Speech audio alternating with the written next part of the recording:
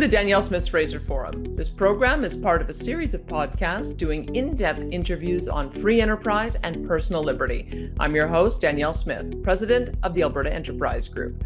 Go to fraserforum.org where you can subscribe, comment on the program, and see links to the studies we discuss. You will also find archives of previous episodes. Our email address is danielle@fraserforum.org. We'd love to hear from you. That's part of the problem here. When you end up with a state-controlled system of schooling, you end up with a state-controlled curriculum. And when you have a state-controlled curriculum, it is at the mercy of transient political fads and fashions and interests. And that's not a good way to run a school.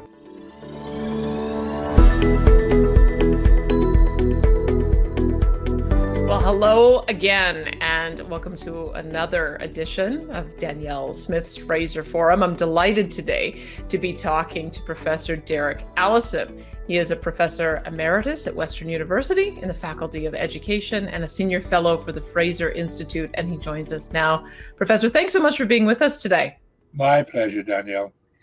We're going to have a long conversation about public education, and I always feel like the teachers union and the school boards and administrators feel like they're under attack whenever we start talking about choice, that those of us who want choice, it's almost like we're depicted as if we don't support public education. And I really do. I mean, I'm a graduate of the public education system. And all my years, I went back and forth between our two public systems, public and Catholic. I feel like I had a really good education, but I feel like something went a little astray. And I hope we can kind of get to the bottom of what might have gone awry in the last number of years. But give us a bit of your history on how you come to the public education issue so people understand our context. Yeah, well, I've had quite a long and varied career. I started my teaching career in England, and I taught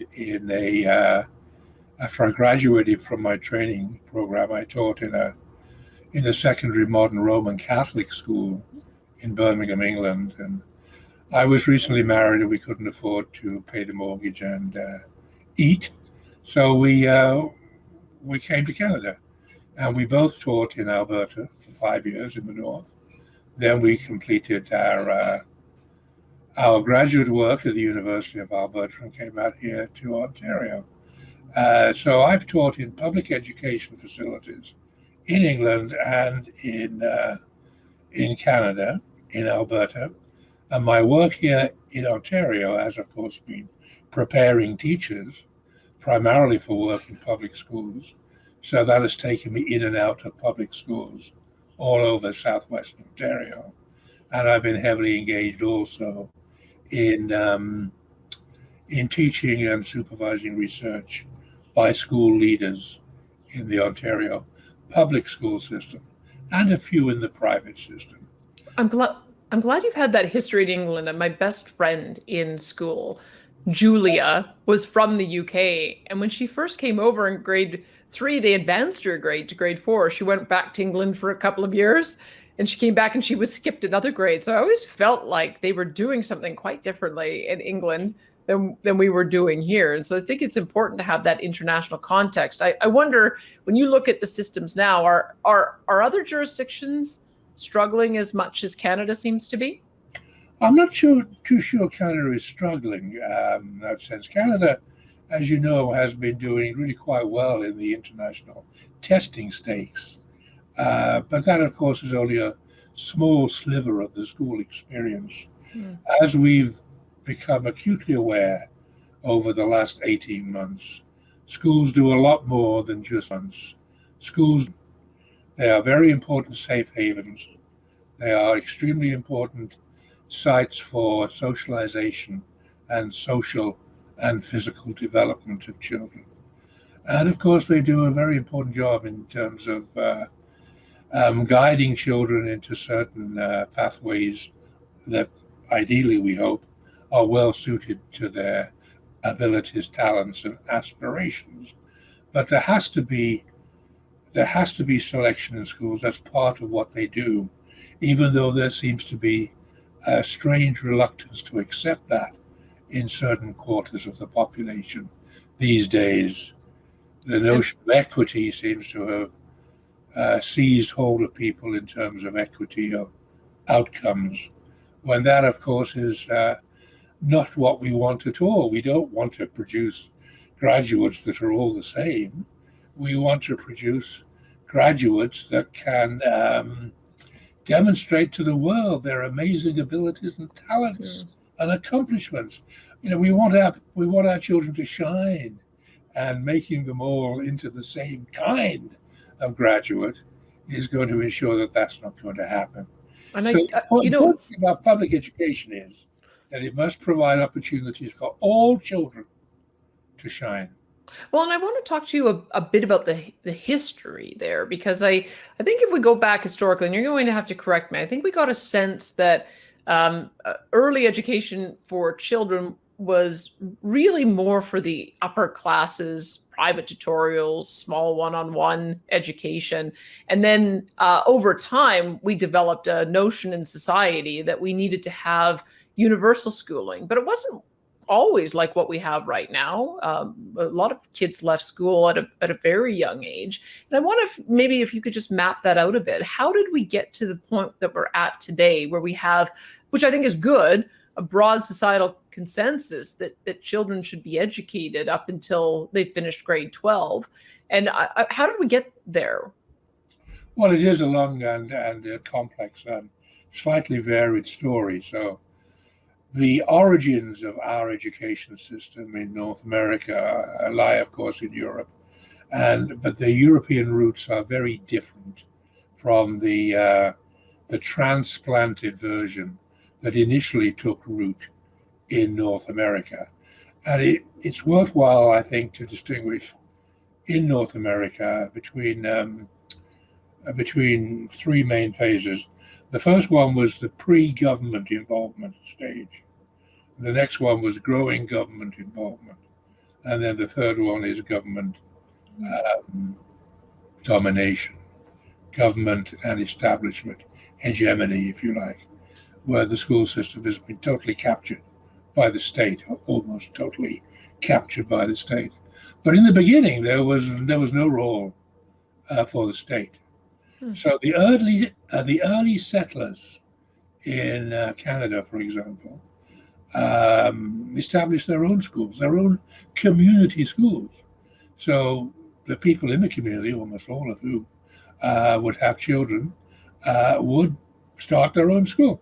So independent, underline that word, privately funded and operated schools were the first schools in North America.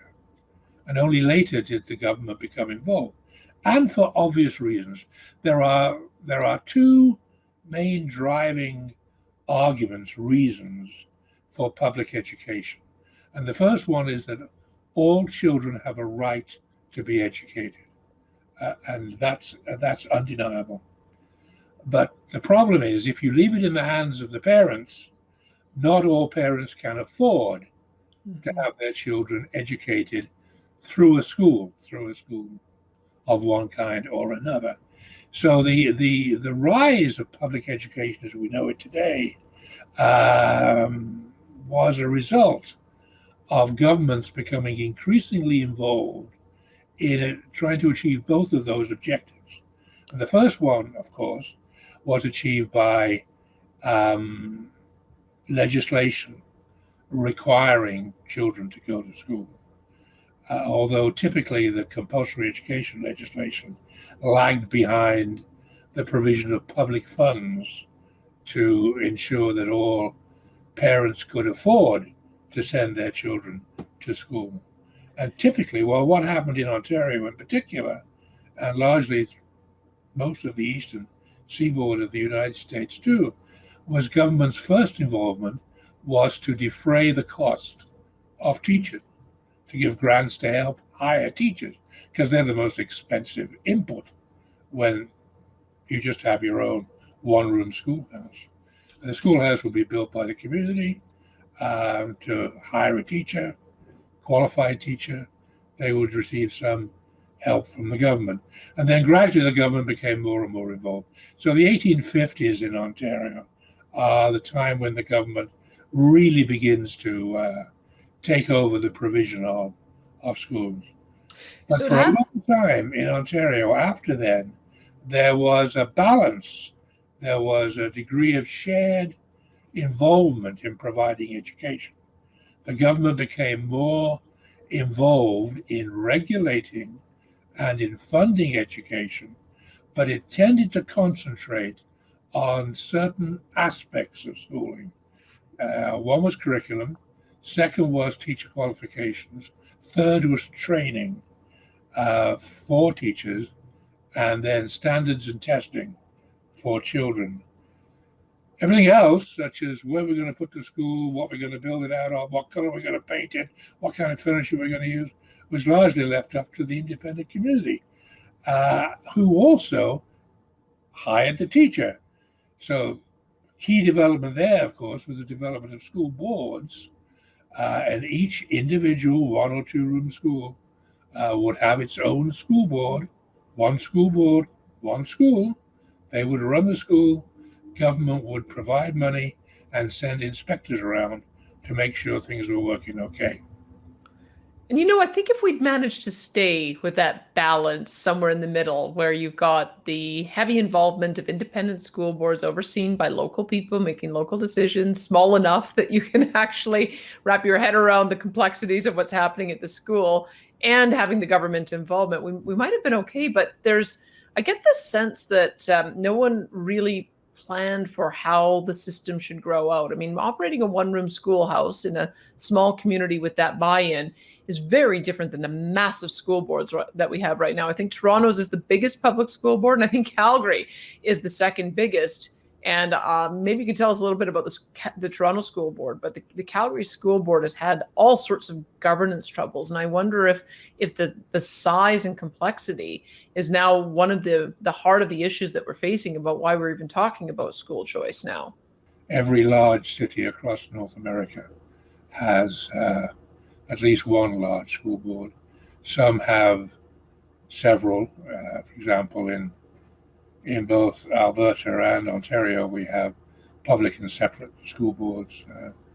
In the large cities, coterminous. But if you go to the States, you've got monstrosities like the Los Angeles Unified School Board, which is perhaps the largest on the continent. If not the largest, it's the second or third largest. Whatever, they're huge. They're just huge. And the distance between the people that are making the decisions, and there are two kinds of people doing that. One is the professional decision makers, the administrators, and the other is the amateur administrators, the elected trustees. The distance between them and the people they allegedly, supposedly serve, the parents that pay the taxes and the kids that go to the school, is huge. It's so far away they can't see each other, let alone talk to each other in any kind of meaningful way. And this happened for the best of all possible reasons. Once the roots of public education were well established, and then as society began to urbanize, so as more and more people moved into towns and cities, you needed a new kind of school. You needed multi-grade, multi-room schools, and then gradually they would coalesce. For a long time, of course, in North America, there was a clear distinction between secondary schools and elementary schools, with each having its own governance structure and operational structure. So for a long time, secondary schools had their own school boards before they were amalgamated to make geographically sensible regional areas for the provision of educational services, to use the modern kind of jargon. And all that was done for good reasons. One of the most important of those reasons was to ensure that children in the poor areas of the town, of the city, got equal access to educational opportunities. And if you're going to have a situation where every little neighborhood in the city has got its own school board, you have problems there, especially if you finance the schools out of property taxes, because those areas with bigger houses that cost more, They can raise much more money from property taxes than can other areas. So the larger the area covered by the school board, the easier it is to pool the property taxes to share them out across the broader population. And that was one of the driving forces that led to the increasing amalgamation of urban school systems. But then we get our third phase, and our third phase is when the same kind of logic, excuse me, gets applied in such a way as to diminish the role of the local community, even if it is a town or a city which is much larger than the original local community, but to usurp or replace or to augment the role and riches of the city with those of the state itself. So now we're talking about provincial governments becoming more directly involved in the establishment and operation of schools. And once that happens, once public education becomes just one more budget line in the provincial budget, then it's competing against all of the other budget lines. And one of the patterns that unfortunately develops is that questions of economy and efficiency begin to supplant more fundamental educational concerns. That makes a lot of sense. And the way you've described it, because you had the school building rooted in being paid for by property taxes, I can see why it developed the way you described. But there are jurisdictions that have now divorced that, where in Alberta, for instance, there's a per student funding grant that essentially follows the student to the school board or the school that is chosen.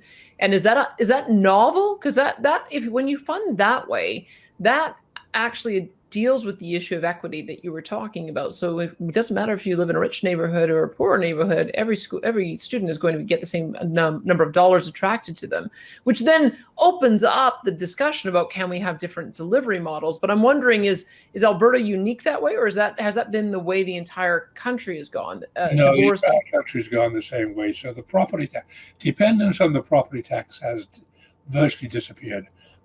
So money is still collected through property taxes, but it's now more typically pooled at the provincial level and then distributed at the provincial level through various kinds of funding schemes. And the one you mentioned in Alberta, where the money follows the child, is a straightforward one. Now, what happens when you adopt that model is you sacrifice accountability. So the great thing about the property tax, one of the great things in principle about the property tax, is that people know what they're paying, and if they think they're paying too much, they can go down to the school board and protest. But when your school board has now disappeared into a bureaucratic cloud a couple of 100 miles away, and your property tax just gets set by the province and goes into a central pool, there's no way to exercise that kind of accountability anymore.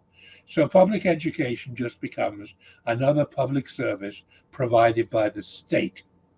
Well, in all of those circumstances, there is no immediate accountability between the provider and the client. The provider becomes the state, and the client is the person that receives the state-provided services, but has virtually no say in them.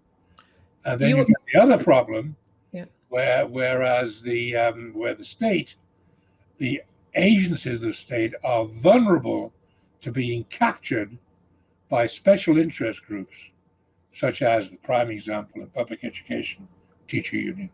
Okay, we are going to talk about the unions in just a minute, but I want to just explore a couple more things on the issue of school boards, because you described finally for me so clearly why it is that school boards are as dysfunctional from a governance perspective as they are. And it's because they don't really have the same kind of purpose that they did in the past, and they don't have the accountability. So I guess this is the question. I wonder what Friedrich Hayek would have said looking at this model. Should we just get rid of the middleman, get rid of school boards. And now that we've got a funding structure that creates that equity, dollars following the student, maybe we need to kind of go back to having individual school councils at each individual school and then operate them autonomously. Maybe now we finally arrived at a model where we can return to that. Or are there still some efficiencies that you get from operating under a school board model? I'm sort of struggling to see why we'd want to continue maintaining an outdated structure that doesn't seem to be working. Yeah, it's there are efficiencies, but we have to redefine. I think we have to recalibrate our expectations and the way in which responsibilities are distributed amongst the major players. I think you're quite right. The reason why we have school boards in their current form is inertia, social and bureaucratic inertia. So people expect school boards to do the things that they're currently empowered to do.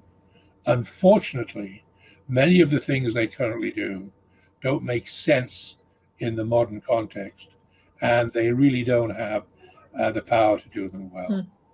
But we do need regional administrative units to provide the kind of support and administrative services that school boards do provide. So, for example, maintenance of school buildings, attending to the payroll needs and financial and accountability needs, and all of the what some people might want to call administrivia of organizations. They need to be attended in some way. But when it comes to matters of education policy, key central matters, what are sometimes called the interna of education, the sacred details, purposes of schools, the curriculum, teachers, how schools operate, these kinds of questions. School boards enjoy legacy decision-making powers that are probably dysfunctional in the current model. That makes sense. Let's talk then about the captured interests that you were talking about, the fact that the teacher, because I think that this, if I could put my finger on why it is we have so much trouble now with education reform, is because we have this approach with our teacher certification where, and this may be just Alberta, so you have to tell me if this is the case elsewhere, where you have to be a member of not only the professional association, but also a member of the union. And in private schools, you're able to have non-union teachers. In charter schools, you're able to have non-union teachers. So every time you offer a school option, you end up with the union looking at that as losing members. And therefore, maybe it's not an education argument that they're making about why they don't want to see private and charter schools, but it's a labor organization argument. And that doesn't seem to me to be a legitimate way of trying to approach this issue of school choice. But I want to get your perspective on it, because you'd mentioned as we were preparing for this interview that you have a little bit of experience in the union politics of teachers' unions. So give us a bit of that history, and then tell us how it is that they might be lending themselves to a bit of the dysfunction that we see in some aspects of the system. Yeah, I served several years in a teachers' union in Alberta, so I saw how teacher unions at that time in the 70s worked from the inside. And since then, in my role here at Western, I have done quite a bit of teaching about teacher unions, their history and how they function, and so on and so forth. At one time, they were important. Now they're not.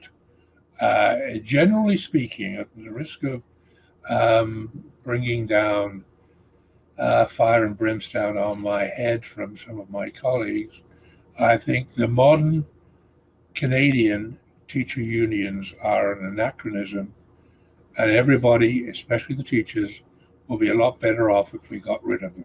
Got rid of them. Okay, let's talk about the starting point. You said they once had a useful purpose. What was that? Before we had teacher unions, the school boards of which we spoke, the one school board, one school model, which, by the way, was still in place in Ontario up until the 1960s. Can you believe? Hmm. There were thousands of 1 and 2 room schools run by 3-person boards of trustees in Ontario up until the 60s. And that was after a massive shift of population into the cities. And then we had a big consolidation and creation of large area school boards. But prior to that, in the 30s, when almost all that, no, that's not true, when a high proportion of kids went to the 1 or 2 room community schoolhouse run by the 3-person board of trustees, there were unions, but there was no compulsory membership. That's the key. So one of the problems was a school board would hire a teacher in the summer, and the teacher wouldn't turn up for duty in September because the teacher got a better offer from another school board. And the original school board had no remedy for this other than suing the teacher that had broken a contract. And of course, they couldn't afford to do that. So it was really quite a scandal. Contract breaking was a major problem. And the solution was to make membership in teacher unions compulsory, because then the teacher unions could discipline the members that broke their contracts. And it worked. It was a great solution in the 1930s. So great solution, but what went so wrong? So in exchange for stamping out contract breaking, the teacher unions got compulsory membership. And that's the problem. Now, if membership in the teachers union was voluntary, if teachers could choose whether they wanted to be a member of one or another union, if there were unions competing for membership dues amongst teachers, we'd have a completely different situation. Now, you will hear the response to that from the teacher unions will be, because you can say we can work out some kind of a provincial level salary schedule, which is what we're moving to in every province as it is. So that takes care of the collective bargaining issue. We can take care of that in one way. So that main reason for teacher unions disappears. The other reason that's left for teacher unions is to have some means to protect teachers that are unfairly treated by their employers, i.e. unfairly dismissed or accused by their professional body of unethical conduct. So the teacher unions say they need to be there to defend their members against such actions. Well, it's an argument, but other professions don't have to have their unions rely upon unions to do that. I think you and I and somebody else might make a lot of money if we started our own private teacher professional insurance agency, where we could offer to provide legal advice and legal service for teachers, members, if they were unjustly accused, as professional insurance. We could do it for a fraction of the price of union dues, and we'd probably do it more efficiently. Okay, I want you to talk though about, you said that you had issues in the past where you would have had to make choices about how to advising your members to go on strike. And I'm trying to then think of the issues that would lead to strike. And maybe do they fall in those categories? So if wages have been taken off the table, and if we have another alternative that we're talking about for how to protect members, I don't think we see, I don't know that we see very much capricious action in any case where teachers are removed and require a huge amount of representation on that regard. But what else is left to go on strike over? What are the big fights about? Well, of course, there will be no strikes over, well, there could be conceivably, but typically there are going to be no strikes over the mistreatment of an individual teacher or alleged mistreatment of an individual teacher. So typically we see strikes over matters that are deemed to be of professional importance. A classic one is class size, for example. Another one is involvement in school level decision making and participation in provincial level policy formation. But these are union, these are decision areas where I don't think the union can really claim a legitimate stake. There are other ways of addressing decisions that may be made in those areas. And the main problem with unions today in schools is the imposition of one-size-fits-all rules on the way in which schools operate. And a key concern there is the assignment of teaching duties to members in the school and the determination of class sizes in a school. Those should be management decisions. Now, good managers will always consult with their people before they make decisions. And good managers will always do whatever can be done in order to bring everybody on board and recognize and accept that this decision is the best decision under the circumstances. But the problem is, what everybody in a given school may recognize and accept as the best decision under the circumstances, may well be disallowed by the collective agreement rules imposed by the union or by a decision made by the union rep in that school who has been authorized to be involved in decision making. Let me put a couple of things on the table because I spent some time in school board governance. I was elected to the Calgary Board of Education in Calgary, so didn't last long. But then I also was on the board of a private school. And two issues that I wonder what your perspective would be on is, and they seem to keep on coming up. And you mentioned class sizes.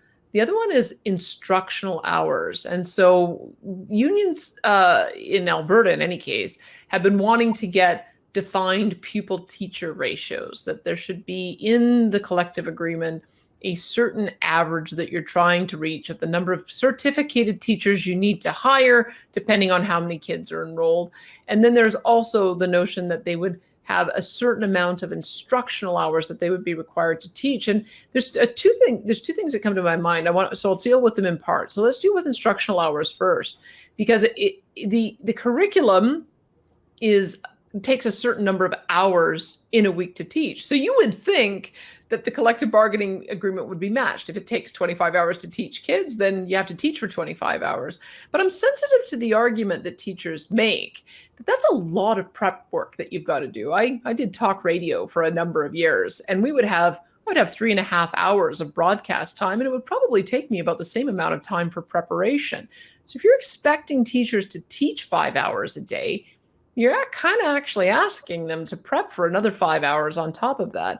So I'm sensitive to the argument, but I don't know how you resolve that. How do you create a working condition where you give people enough time to do the learning plans and the lesson plans and make sure they've got interesting material and make sure that they can do the tutoring of students that are struggling and make sure that they are able to mark the exams? I think it's a real problem, but I don't know what the solution is. I think the unions are trying to deal with it by proxy, by limiting the number of instructional hours, but is there a better way to approach that? You just can't do it centrally. That's the bottom line. It's got to be done locally. It's got to be done by the people involved in the actual circumstances concerned. Now, yes, we can have guidelines, we can have principles to follow, but not hard and fast rules. And that's what the union wants. The union wants rules written down in black and white. Now, they will concede a degree of adjustment space. So they'll concede the need for upper and lower bounds if it comes to class sizes or instructional hours, at least at the beginning. But those will tend to narrow over time. That's the experience. Because really, the unions have got little else to do but sit at the bargaining table and bargain. So they need stuff to bargain over, and that's one of the things that they're going to bargain over. But the way to solve those problems is to leave it in the hands of the individual.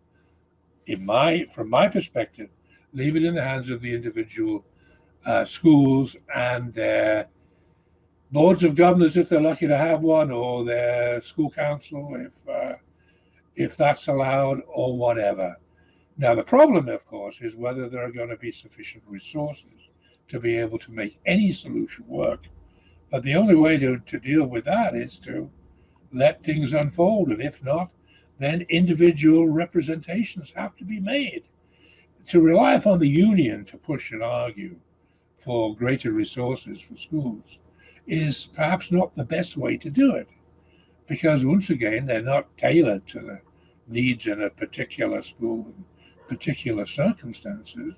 And they typically end up with across the board plans and rules for allocating funds that don't fit every situation right. And then those rules begin to distort the way in which the schools operate. Because if the schools do not have the autonomy to make the decisions they need to make, which they believe are in the best interest of their students, their parents, and their teachers, but their teachers as members of the teaching profession, not as card-carrying members of the teachers' union.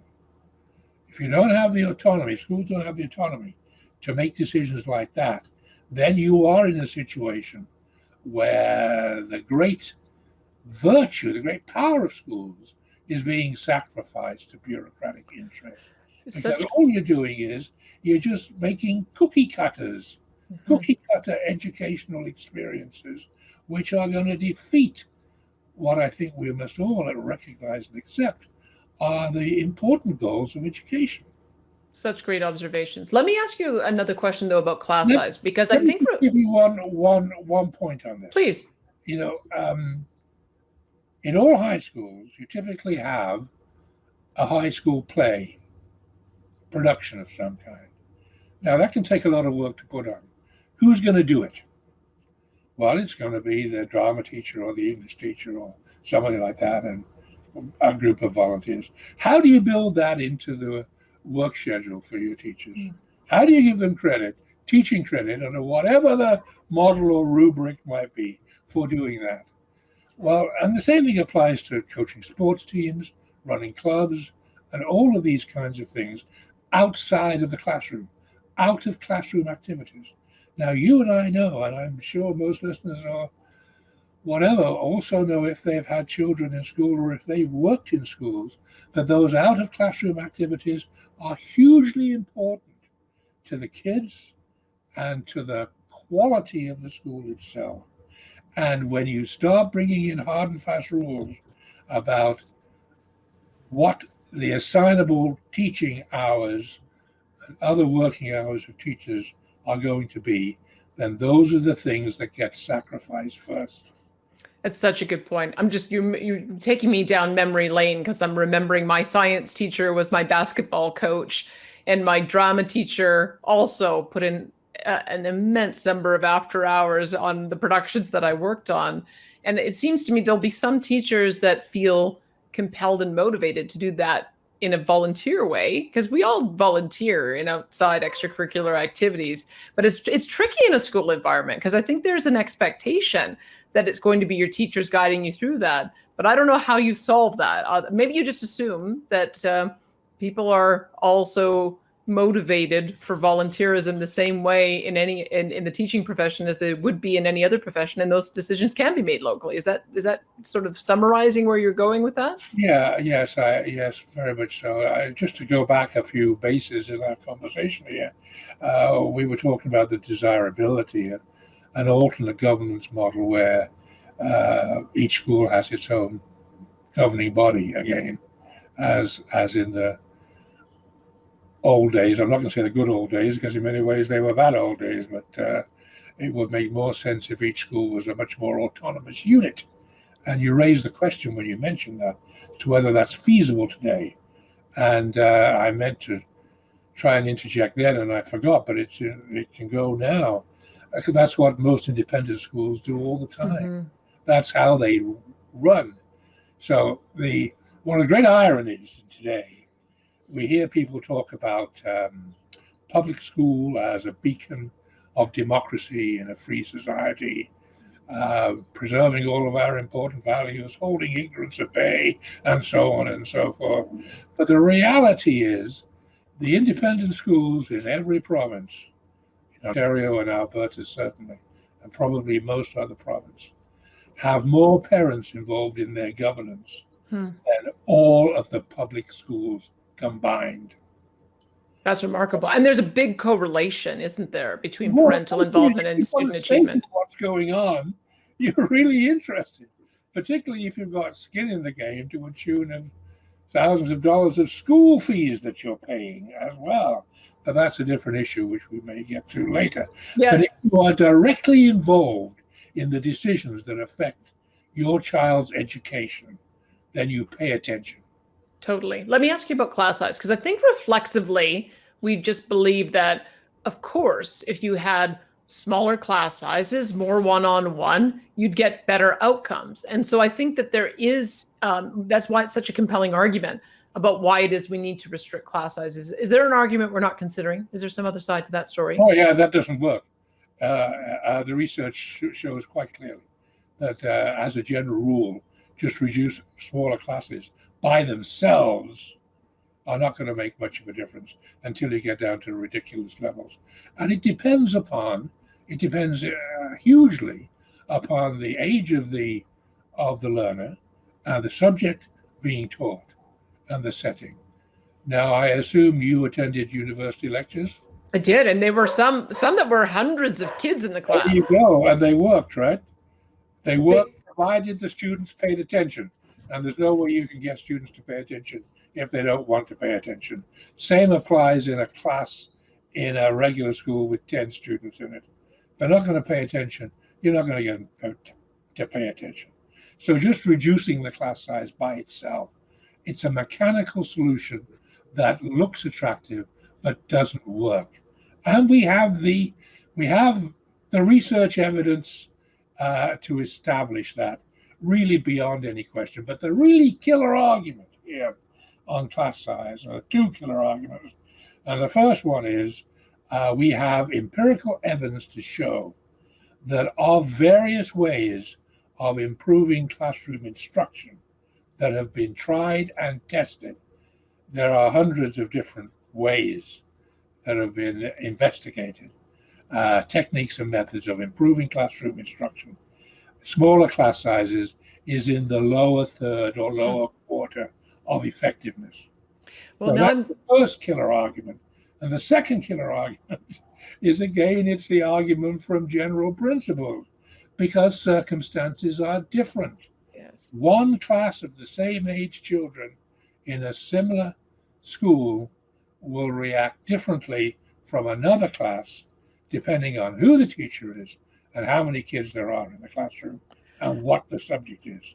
Now, one rule, and that's what the teacher unions want to do, one average class size for everybody, and it just does not allow the flexibility needed to be able to properly match the resources you have available to the teaching circumstances that need to be served. All right. In one of your answers, you said this might get me in trouble with the teachers' unions. This next question might get you in trouble with parents, because I think one of the issues I would observe about what's changed since I was in public school is we used to have, I think we called them special classes, which is, I think, maybe one of the ways in which people objected to having those kids who needed additional help being outside of the regular classroom. And then they'd be in classes of 6 or 8 if maybe they had a learning disability or behavioral disability or dyslexia or English as a second language or autism. And then there would be integration for those classes that were non-academic. So the kids would come into the class for art or for phys ed or for some of our option classes. And I think there's a sense now that we want all kids of all abilities in the same classroom. But you hear the argument from teachers that, look, if I've got 4 kids with independent learning plans that are needed because they've got autism or some other special need, and then I also have someone who's acting out from a behavioral point of view, and then somebody else who's got round-the-clock medical conditions that they need, we're not we're not bringing in the supports in the classroom to deal with that whole range of needs. And so I think that's what the teachers are saying. If you're not going to give me the supports, then reduce my class size. And I don't know how you'd solve that issue. I don't know if we need to revisit. That's what I'm saying. I might get you in trouble. Do we need to revisit the amount of inclusion that we have in the academic studies? Or is that the right answer, but we just need to make sure that we've got the education assistants in there to provide the support? Would you like to weigh in on that? I'm not too keen to weigh in on it, but I certainly will. I'm willing to share my views on that. I think what you focus on there, and that is how best to accommodate special needs children in the regular school, is very important. But it's only part of a larger question, a larger problem. At the outset or earlier on, I mentioned, in my view, I think what we should be aiming to do in schools is providing the best possible match for the interests, needs, abilities, strengths, talents of every child. So I want every child to shine.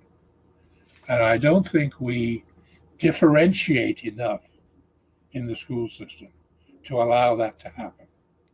As children grow older, as they turn into young adults, as they become adolescents, and as their characters develop and their cognitive strengths begin to flourish and so on and so forth, we get a very wide blossoming of talents. And one of the problems, I think, with our current secondary schools is that we don't accommodate that blossoming as well as we should, because we want to make all kids take the same core subjects. Mm-hmm. And we want there's increasing pressure for them to all take at the same level. So recent developments is school boards are getting rid of advanced courses in various ways. And I think that's a grave error, because we're doing the kids harm, and we're doing ourselves harm too. Where is the next Nobel Prize winner going to come from? Mm-hmm.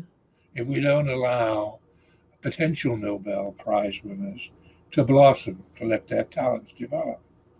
Well, now, the question you raised is at the other end of that scale.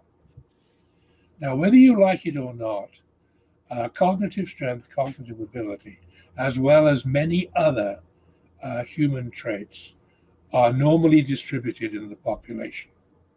So some people are better, they have stronger talents than the average. Other individuals have weaker talents than the average. That is a fact. You really cannot deny that. The problem is, how do we give the people on both sides of the average the best chance to shine? That's the question. And I think you're so right. But that's where I think the controversy over testing comes in. Yeah. If we've got integrated classrooms with people of all abilities, then having a test that's designed really to measure how well you're doing on academic achievement, which you've already said follow a normal distribution curve, does that then create conditions for failure and discouragement? I think, and do we then end up judging teachers on a factor that they really have no control over? And so I want to get into this issue of testing to get your understanding of whether we're testing the right things. Are we testing too much? Are we testing the right students? Is there some sort of approach that we should be taking to testing to try to bridge this divide? Because it seems like the parents want to know, is my child performing at grade level? Are they matching the mark? Are they on a university track? So I think it gives important information to parents and also to students. I was pretty academically inclined and I like taking tests, but there are others who might not be so. You get a lot of anxiety among kids when it comes to testing. And you've got some kids who might be on a track to go into the workforce and trades education that for whom it might not be as critical for. So I'm trying to figure out if there's maybe this is the problem. We try to find these one size fits all for everyone, and maybe it needs to be segregated in different ways. So tell me your basic approach to testing. We need more of it, but it needs to be much more varied. That's the bottom line. The teaching is testing is an integral part of teaching. All teachers test kids in their own classrooms in different ways. You do it every time you actually teach kids. As you're interacting with the kids, you're paying attention to who's taking it in, who wants to ask the next question, where they go. You know, that's part of the process. And you formalize that in various ways with in-class tests of various kinds and so on. So testing is built into the process. So I really don't have much sympathy with the argument that we shouldn't have formal testing at the school and system and provincial level. We should. We need it. It's necessary. We need to know. It's necessary for two reasons. The one you said, the kids and the parents want to know how well they're doing. And on the other hand, the system needs to know how well it's doing too. And we need some kind of an honest measure on both of those questions. Now, let me just add, I can say a bit more on that, but let me just pick up on one point that I don't want to get lost as we go forward. Why is it that parents want to know how their child is doing? I think it has to do with whether they need to know whether they need remedial support if they're falling behind, to know whether their child is likely to go on to university and become a lawyer or an engineer or a doctor, or whether they have to get them career counseling for some other line of work. Those would be the things that would pop to my mind. Yeah, exactly right. They want to know how well their kid's doing, how well their kid's getting on, because maybe what they will find out is the kid's in the wrong place. Mm-hmm. Kids in the school that's not working for that child. Maybe they'll be stimulated to begin thinking about how can we find a better set of educational circumstances for Johnny or Alice or Sally or whatever the child may be. Why is there a concern here? And the problem, one of the problems is, if there's no escape from the school the child is sent to attend, then there may be very little opportunity to get around that. You see what that does? That creates an incentive not to test kids, or if indeed you do test the kids, not to be entirely open and honest, or share all the information widely with parents. That makes sense. And if you have a school board where it's one size, school boards have their own internal tests. Mm-hmm. The Canadian Test of Basic Skills, I believe, is still sold in its thousands of copies. But I don't think that most of the school boards that administer those tests to the kids share the results with the parents. Interesting. So, and the other part too is that if you've got a school board where they're offering one size fits all between all of their campuses, even if a child isn't thriving at one school, you do the test.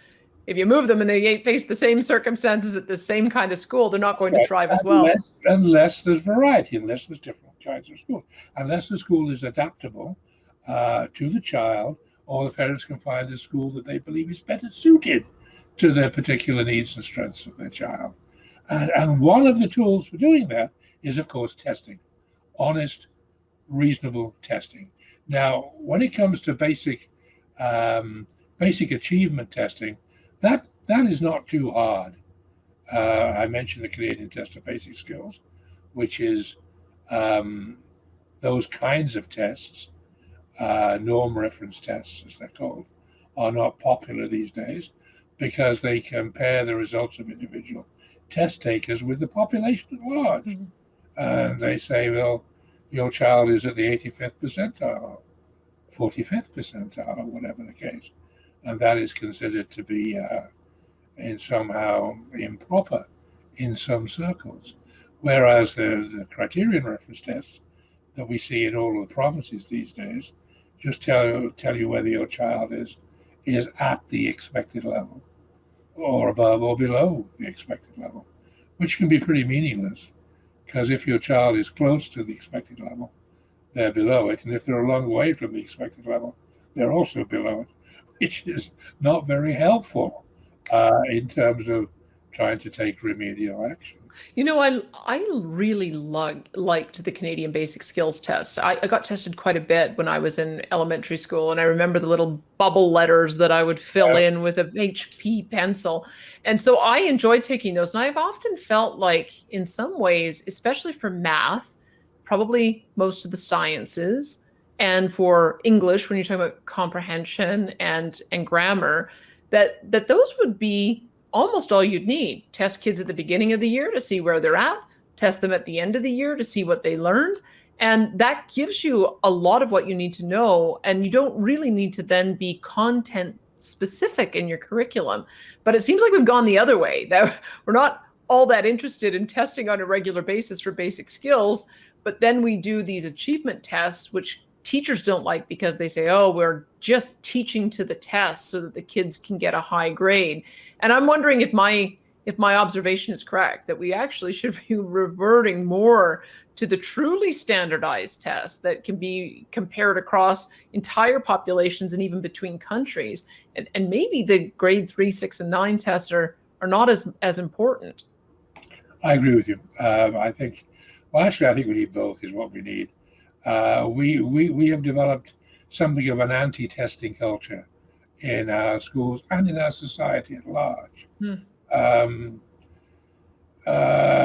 kind of tests that you have to take in order to qualify for particular status these days have declined. The number and intensity have declined. So typically you take a course these days, you don't take a test. So you can't just demonstrate your ability and skill. You have to go on a compulsory course in order to qualify to administer agricultural chemicals or own a firearm or whatever the case may be. But that's taking us off track. There has been this sort of anti-test culture that has developed. But tests are important. They have their uses. There are different kinds, and they should be used judiciously. I tend to agree with you. I think that in some subjects, some kids at some levels, it will make a great deal of sense for teachers to give them lots of tests as part of their instructional strategy, not to make them better test takers, just because taking a test stimulates your thinking and it tests out your understanding and ability. And this can be an individual action, the same way as you try and do a couple more push-ups each week or whatever, you run a few more blocks in your training regime or whatever it is you do, you can try and knock off a few more tests. There are lots of them available on the internet, for Pete's sake. You could build them into your instructional program reasonably. And that gives the lie to this old chestnut about teaching to the test as well, you know? Well, if less than valid, you should be teaching to the test.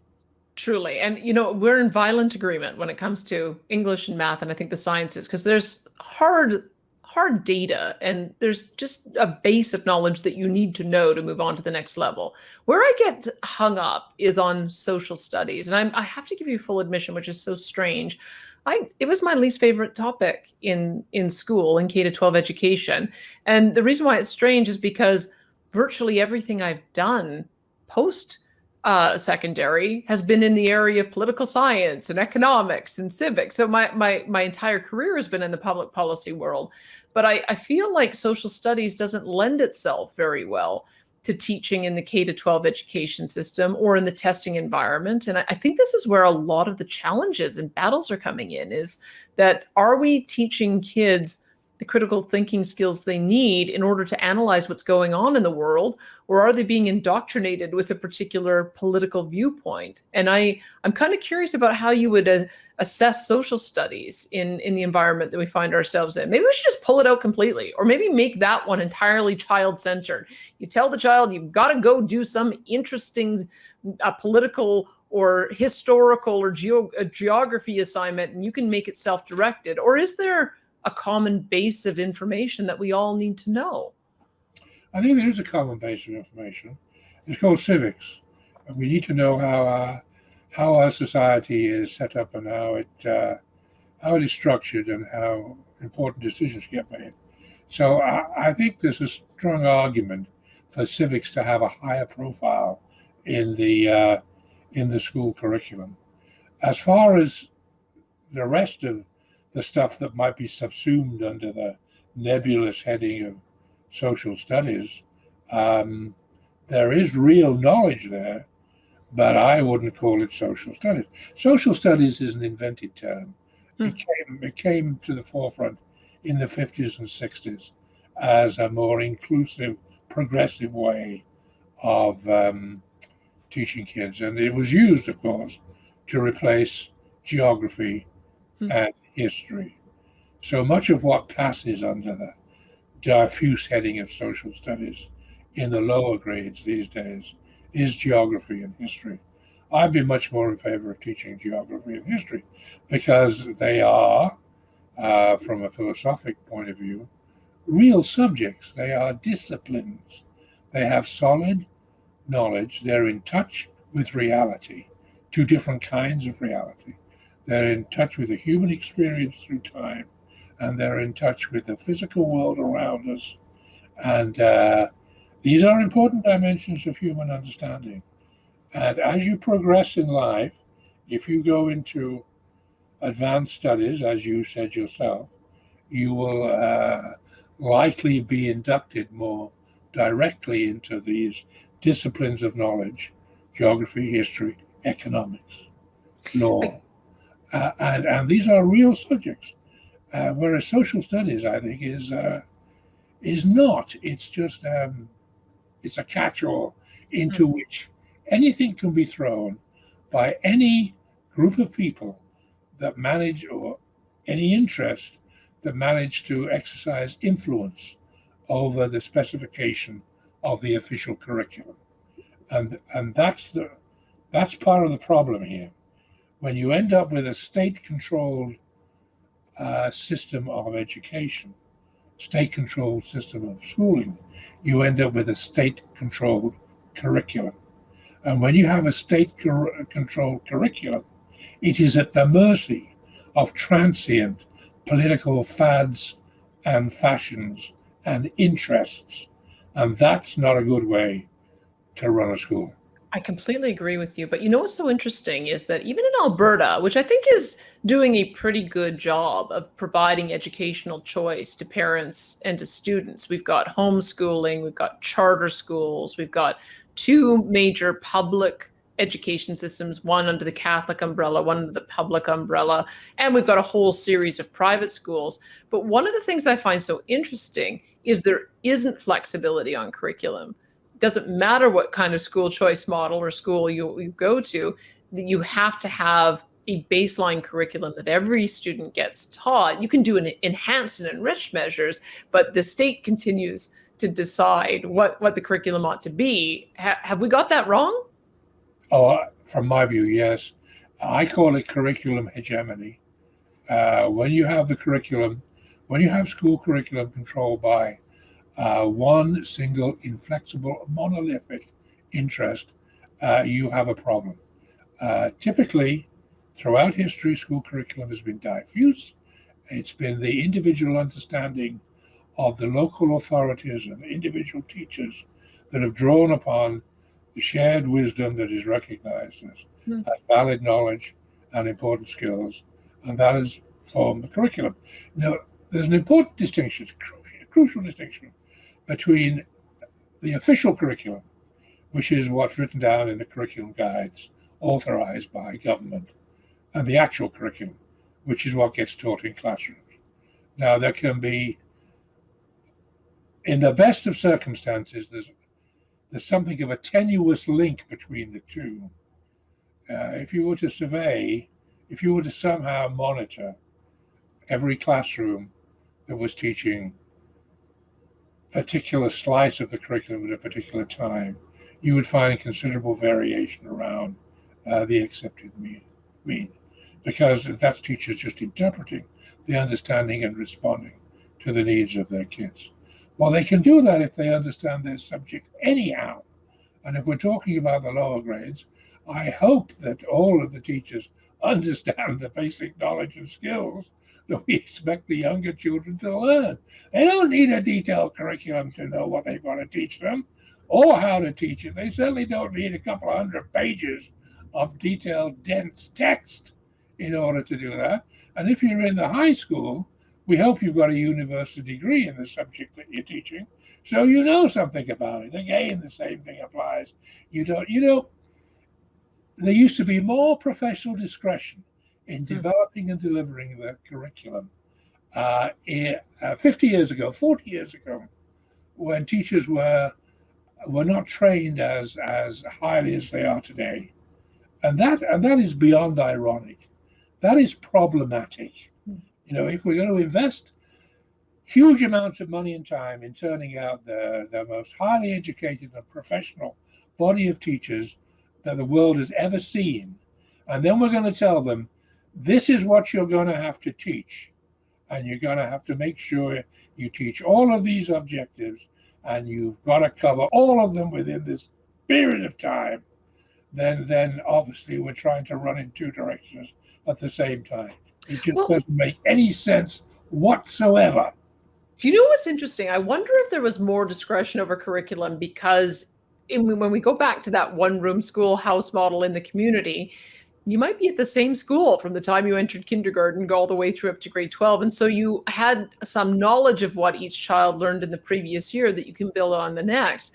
For me, I switched schools, I think 7 times. And maybe that's part of it, is that when we've got so much movement between different school systems so that kids don't fall behind, you need to have some uniformity, that that regardless of what school choice you have, you've learned the same things in grade 1. Does that make some sense, or is there some way around that? Yes, it makes perfect sense. And of course, in the current time, people are rediscovering this notion of students helping students to learn, what with family groupings and in schools and so on and so forth. But you're right. In the archetypal one-room schoolhouse, everybody was in much the same boat, and they helped each other. Now, I'm not saying we need to go back to the log cabin schoolhouse. Far from it. I'm very much in favor of using all of the modern technology that we have at our fingertips in order to improve the learning and teaching experiences in classrooms. I believe classrooms are the most important element of the education system. And I want them to be as up to date as possible. But that includes, in my view, celebrating autonomous professional teachers, not compelling them to stay in their lane. Let me pose to you another educational model, because as I already mentioned, I went to a lot of different schools. I was exposed to a lot of different educational models. And one of the schools that I ended up with in high school, and I haven't seen this replicated elsewhere, but it was a learn at your own pace school. It was called Bishop Carroll High School in Calgary.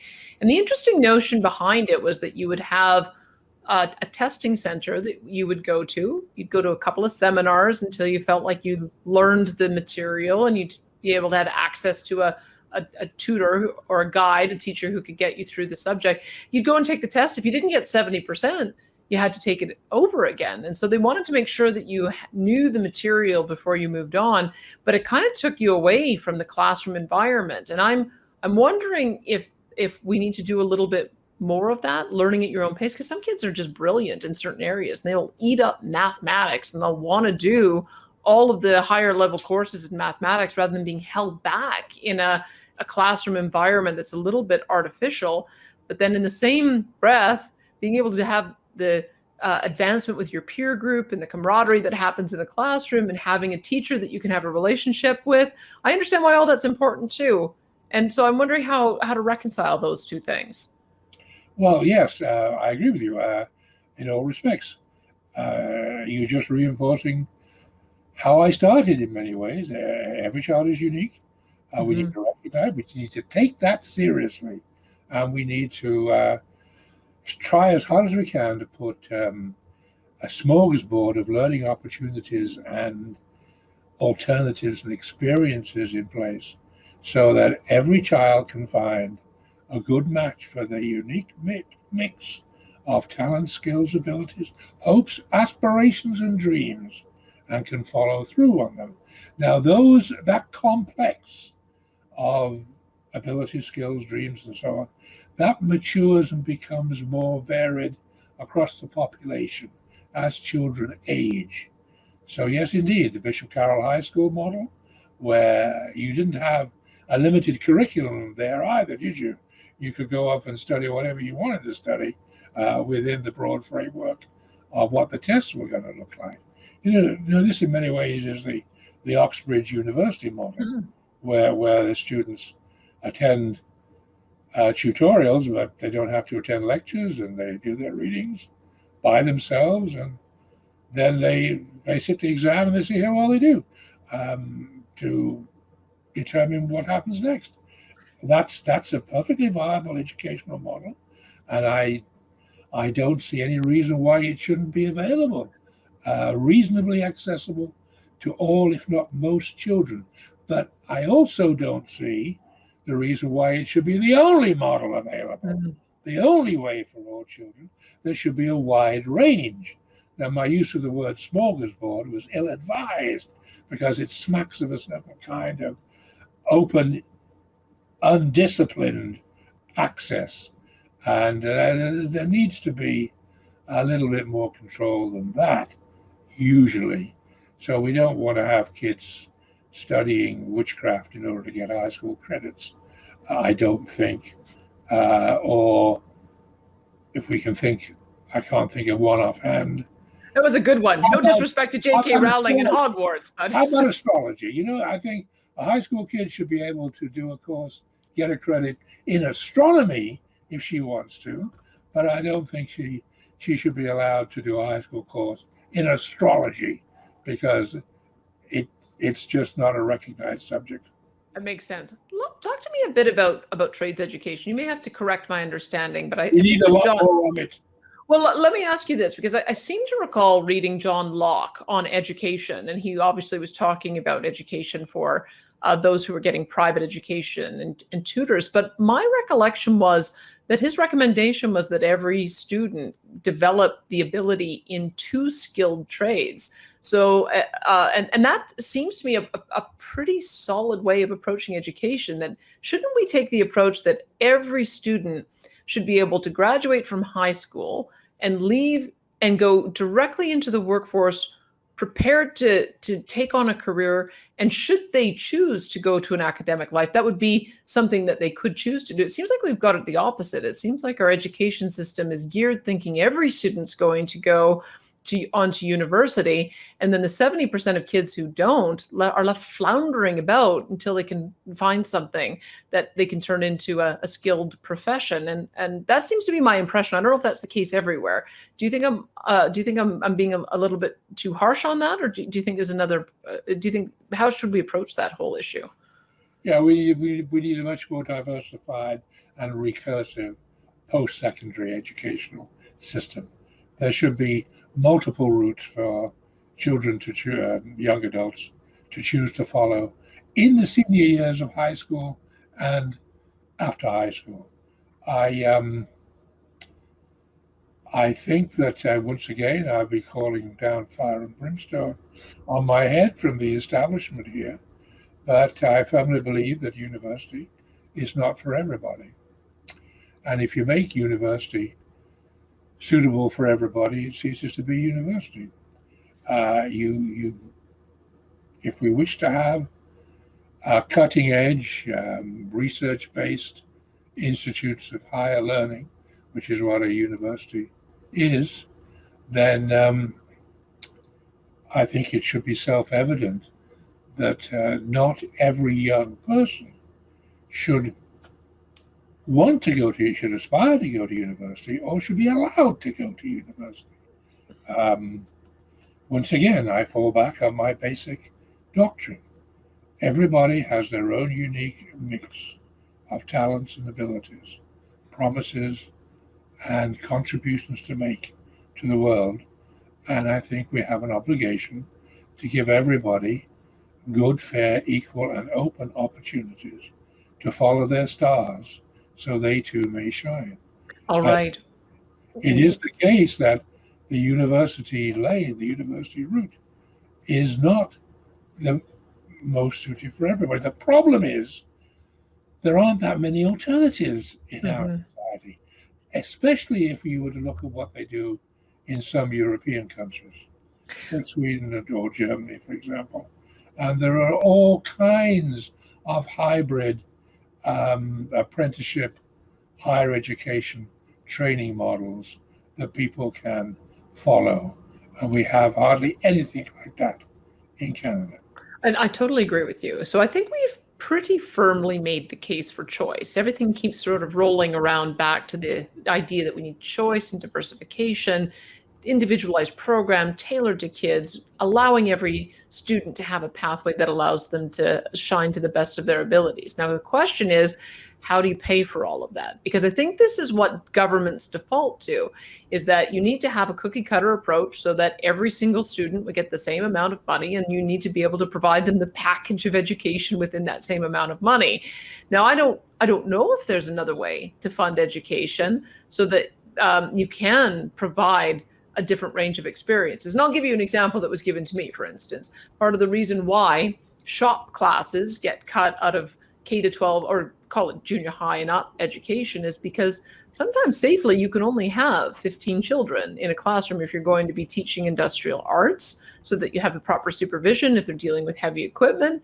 You've also got more expensive education because you're dealing with heavy equipment in a large area. It's a lot easier to have 30 kids in a physics class. And so how do we deal with that that problem, that ultimate funding problem, where if we're going to fund every student equally, not all education programs have an equal cost? Do you have some insights on that? I don't have insights, but I've got observations. And the basic problem with the funding there, and the example you give is an excellent one, is the money goes to the school, and the school allocates the money internally to fund what it has to do according to the rules stipulated, given by the state, or to fund those things it thinks it needs to do in its particular circumstances. If the school didn't have any income of its own, if the school had to take fees paid for by clients, then it will be much more responsive to what the client needs and demands might be. And it will be in a position to diversify. So one school might decide to run 2 shop classes, another school might decide to run no shop classes, but have a gardening class instead, or whatever the case may be. And then, of course, the state pays the parent, and the parent pays the school.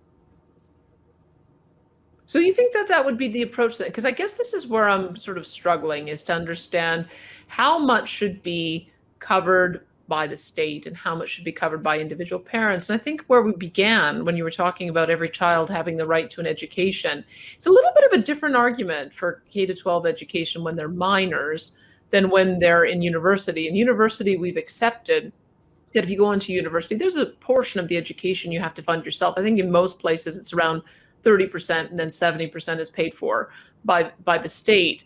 But is there any argument that you would make for why children of wealthier families should be asked to pay more out of pocket? Or should we be trying to cling to the principle of universality? Because it doesn't matter what kind of home a child came from, they don't have the means and the money themselves to be paying for it. And we recognize that we want every child to be able to have the potential to have to the same education. How much should, if any, an individual family shoulder to pay for their child's education?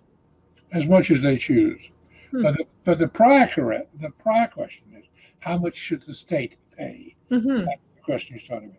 And the state should fund the full cost of a broad, enlightening education for every child. But just because the state pays for it doesn't mean to say the state has to deliver it. That's the difference. The state has to pay for the good of society and for the good of all children. An educated society benefits everybody. The state, we as a society, we have an obligation to ensure, if we can use a phrase that has been abused in its application, but the state, we as a society have an obligation to ensure no child gets left behind. Every child must have an opportunity, a good opportunity, a guaranteed opportunity to receive a good education suited, and by good, I mean suited to their talents, and all the rest of the litany that I went through there with regard to individual characteristics. But the state doesn't have to deliver it.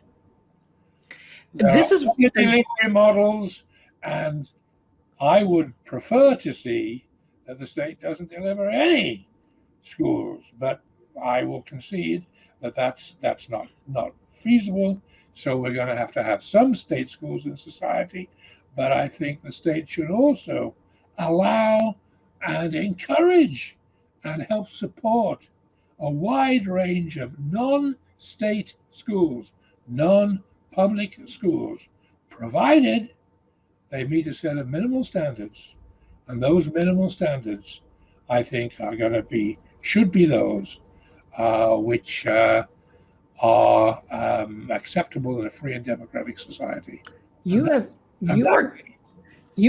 I think that's the fourth thing that's going to get you in trouble with the educational establishment, saying there should be no state schools, because I would put it to you that the educational establishment would argue it the other way, that there should be only state schools. Well, that's what they have argued up until, essentially. That is the main argument that you hear.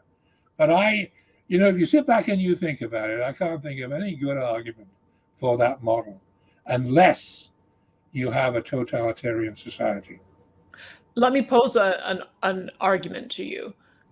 So in the case of private schools, for instance, there are some elite private schools. I'm sure you could name a couple, I could name a couple, but I do know of at least two that have tuition fees of $15,000 per student per year. And so I guess the question would be, is that fair that that school would get all of the state funding that a public school would get, and then in addition to that, parents would be able to pay as much or more in order to get that elite level of education? Shouldn't those parents, if they're willing to pay that amount of money for tuition, shouldn't they pay 100% of the cost and not get subsidized at all? How would you respond to that? I think that's ridiculous. If you're going to build your $2 million mansion on the outskirts of the city, or in the city, you don't expect to have to pay for your own hydro lines and sewer lines and water services, do you? No. It's a basic public utility. Public education is currently being delivered in our society as if it was a basic utility. Okay, let's accept that. But let's just change the delivery model. That's the basic logic here. So there are better ways to teach our kids other than in state manacled and dominated and union controlled schools. Let's use the money we're currently spending on that model on a more diverse model which allows for greater freedom and greater autonomy. And let's do it that way. And if some people want to do that and put extra bells and whistles on, well, that's fair enough too. You're not going to ban Mercedes or BMWs or Rolls Royces from our roads, but you're still going to have the same basic license fees for people driving those cars on our roads. Then let me ask you another question that would come up isn't it the case, though, that those private schools, not only would they have greater means with tuition to pay for a better education for their kids, but they can cherry pick? That's what you hear from the public school system, is that public schools have to take all comers of all abilities and some very complex needs. And those schools that can go private are able to just take the kids of average and above ability and then don't have to deal with the extra costs associated of dealing with those children with challenges. And so does that make a case why there shouldn't be parity in funding? I don't think so. I think there are a couple of things that are conflated and mixed up there. It's going ahead. Once again, we get back to my basic doctrine that every child, what we really want is we want an education suited to the child. And the kids that are being cherry-picked, whatever that may mean, maybe they're getting an education that's better suited to them than they would have had where they were located previously. If we take the the challenge of the special needs child, the challenge of the special needs child that is not easily accommodated in a regular public school for a whole variety of ways or means. I think it is likely the case that a specialized school, a special, independently organized and operated school that is designed from the ground up to cater to the needs and the talents of that child will give the child a better education. That's all we're talking about. I don't really see what the problem is with schools attracting kids that want to go to that school and think the school is well suited to what they want, how they learn, their strengths and weaknesses, what they want to achieve in life. That's fine. The problem, I don't know what the problem is, but there seems to be this strange kind of resentment at work when it comes to elite schools. We have elite everything else, but then we have elite schools. It's not as if the public's being asked to pay for them. The public's not being asked to pay any extra for the elite schools. The public has no right to say they can't exist. The money that if the state pays for every child to be educated, and then parents or somebody else, maybe the kid signs a contract with a hockey team or with Hollywood or whatever, and somebody else wants to pay extra over and above the basic education allowance. What on earth is wrong with that? It happens everywhere else in life. You know where it doesn't happen, though, is in healthcare. Maybe this is a bit of a sidebar. No. Where did Bouchard go for his leg surgery? America. But maybe that's the problem, isn't it? Maybe that's the problem, isn't it? Is that I think that there reflexively, because we know how our healthcare system operates, there is this notion that every child should go to a publicly funded school and parents shouldn't pay $1 out of pocket. Maybe it's because that's how we do operate our healthcare system. So let me argue at the other side, because there are often movements where parents violently oppose any kind of school fees. Should we be having that kind of conversation, that it should be 100% government funded and no parent should have to pay out of pocket for any portion of the child's education? Well, you just said with the elite school thing that's not going to work. Parents are always going to want to provide an advantage for their particular child if they possibly can, and they're going to do that. So I don't think you can stop parents from investigating. You know, about a third of the parents in Ontario over the last 10 years have paid private tutoring agencies to provide services for their child. All right? I didn't know that. We know that's a fact of life. You've only got to look at the yellow pages, look at Kijiji, look around. You've got these storefront tutoring services, which are in storefront malls all over, and there's a market for them, and people are responding to that. And in addition to that, apart from the glitzy things, you've got people that advertise on Kijiji. You know, it's almost surreptitious. I will provide algebra lessons for your child for a minimal fee. That happens. That's happening in society. Are we going to outlaw that too? I don't think so. What are we going to do about the internet? Now, the internet learning, remote learning, as we have all come to realize over the last 18 months, is a big thing. It's not a substitute for regular in-classroom school experiences. Doesn't even come close to touching it, but it's great for some kinds of learning. So when we're talking about clearly defined high school subjects, it can be a great way of learning for the motivated student. Are we going to outlaw those too? I think all roads lead back to choice, just as we were talking about. Let me just in our final moments here talk about the global index for freedom index. Yes. Yeah. So I want to understand a little about how that is determined, because I found it interesting that on a scale of I guess 0 to 100 of freedom, education freedom. Ireland is at the top, 99 points they get, followed by Netherlands, 89. And Canada's middling. We score 55 out of 100, and we're sort of at the same level as South Africa, which has a score of 54 out of 100. So presumably, the higher you want to see your Canada get higher on that index. What do they measure? What would we need to do in order to improve our score? Well, first of all, there's government guarantee of educational freedom. That's the most important thing on the index. Now, if we would, when the body, I forget their name, when whoever it is that does it the next time, Canada's going to go up.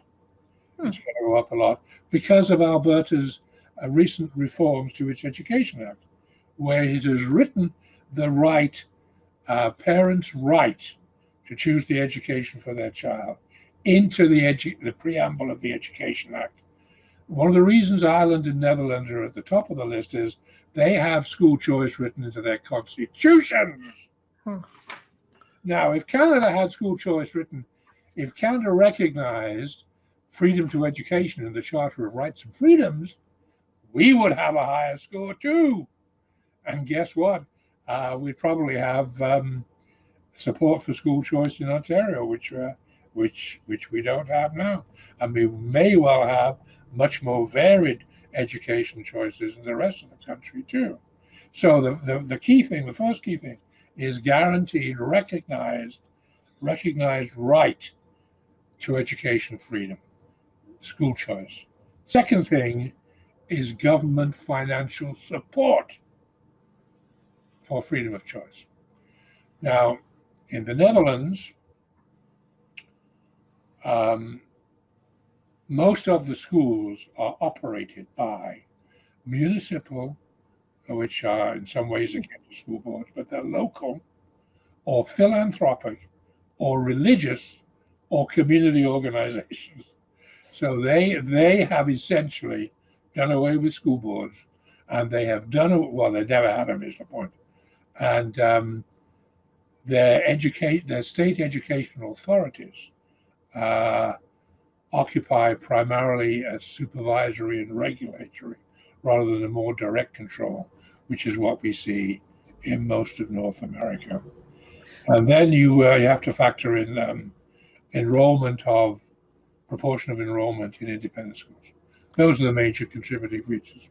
So let me just get a final question to you then on that.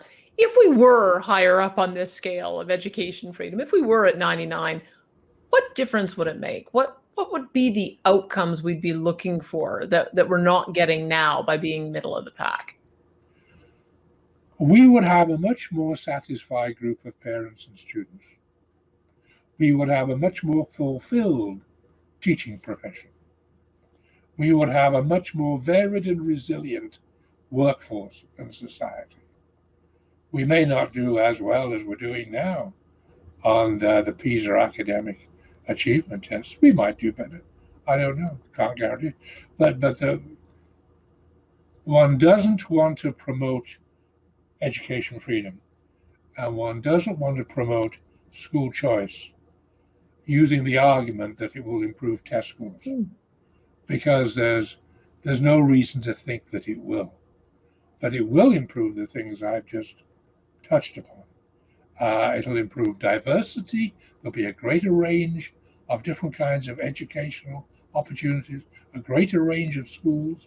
There will be more specialized schools. There will be a wider range of school curricula available. There'll be different philosophies. There'll be schools that have quite different mixes of curriculum content. And there will be much, I think I would be prepared to wager we would have generally a more satisfied group of parents and students and a more satisfied group of education professionals. Thank you so much for the conversation today. I appreciate it. Oh, I enjoyed it tremendously. Welcome back anytime. And we will take you up on that. That's Derek Allison. He is a professor emeritus in education at Western University and senior fellow for the Fraser Institute.